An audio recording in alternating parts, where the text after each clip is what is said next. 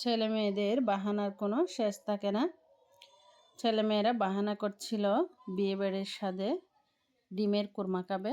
আসসালামু আলাইকুম, সবাই কেমন আছেন? আজ আমি আপনাদের সাথে শেয়ার করব বিয়ে বাড়ির স্বাদে ডিমের কুরমা। তো আমি ডিমের কুরমা তৈরি করার জন্য এখানে 6টি ডিম সেদ্ধ করে নিয়েছি। প্রথমে একটু ঠান্ডা পানিতে ভিজিয়ে এগুলো একটু ছিলে নিব। যে আমি এভাবে করে সবগুলা ডিম ছিলে নিয়েছি। এখন একটি ছুরির সাহায্যে একটু কেটে দিব। এভাবে কেটে দিলে হবে কি সব মশলার ফ্লেভারগুলো ডিমের ভিতরে যাবে। খেতে ডিমটা কিন্তু খুবই ভালো লাগবে। আমি এভাবে সবগুলো ডিম কেটে নিয়েছি। একটি প্যানের মধ্যে কিছুটা রান্নার তেল দিয়ে দিয়েছি পেঁয়াজ বেরেস্তা করার জন্য। সাথে দিয়ে দিয়েছি কিছুটা ঘিয়ের সাথে পেঁয়াজ বেরেস্তা করলে বেরেস্তাটার খুব সুন্দর একটা ফ্লেভার বের হয়।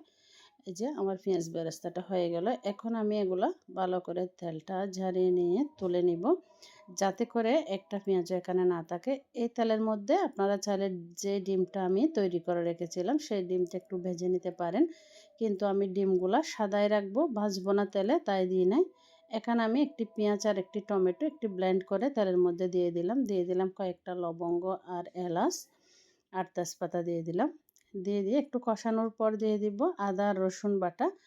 তবে এখানে একটা জিনিস খেয়াল রাখবেন, প্রতিটি জিনিস দেওয়ার পর 1 মিনিট করে একটু কষিয়ে নেবেন।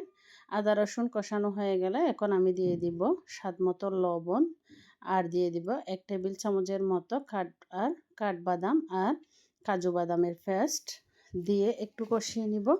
কষিয়ে নেওয়া হয়ে গেলে দিয়ে দিব টক দই। এখানে আমি কিন্তু প্রতিটি জিনিস দেওয়ার পর 1 মিনিট কষানোর পর অন্য আরেকটা আইটেম অ্যাড করতেছি। তো এখানে আমি দিয়ে দিলাম ভাজা জিরার গুঁড়া, লাল মরিচের গুঁড়া, ধনিয়া গুঁড়া একসাথে দিয়ে ভালো করে একটু মিশিয়ে নিব। এই যে আমার মিশানো হয়ে গেছে।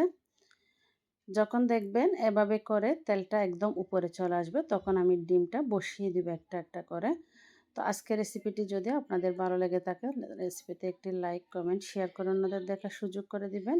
আর নিত্য নতুন রেসিপি পেতে পেজটি ফলো দিয়ে সাথে থাকতে পারেন। ইউটিউব চ্যানেল থেকে দেখে থাকলে চ্যানেলটি সাবস্ক্রাইব করে পাশে থাকবেন। আর কে কোথায় থেকে ভিডিওটি দেখছেন অবশ্যই জানাবেন।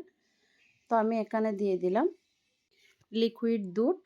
লিকুইড দুধ দিয়ে দিব কয়েকটা কাঁচামরিচটা দিয়ে ভালো করে একটু মিশিয়ে নিব।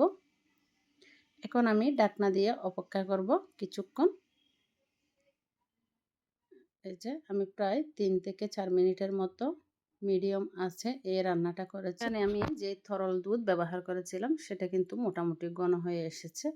এখন আমি উপরে দিয়ে দিব যে পেঁয়াজ বেরেস্তাটা করে রেখেছিলাম সেটা দিয়ে একটু ভালো করে চারপাশে মিশিয়ে নিব। মিশিয়ে নিয়ে ঢাকনা দিয়ে অপেক্ষা করব 2 মিনিট। 2 মিনিট পরে নামিয়ে নিলে তৈরি হয়ে গেল ডিমের কুরমা। এভাবে করে একবার বাসায় তৈরি করে দেখতে পারেন। এটা বিরিয়ানি বা পোলাও ভাত বা সাদা ভাতের সাথে খেতে কিন্তু বেশ ভালোই লাগে। তো আপনারা চাইলে কিন্তু খুব সহজে বাচ্চাদেরকে এই রেসিপিটি বাসায় তৈরি করে দিতে পারেন। আজকে এই পর্যন্ত। আল্লাহ হাফেজ।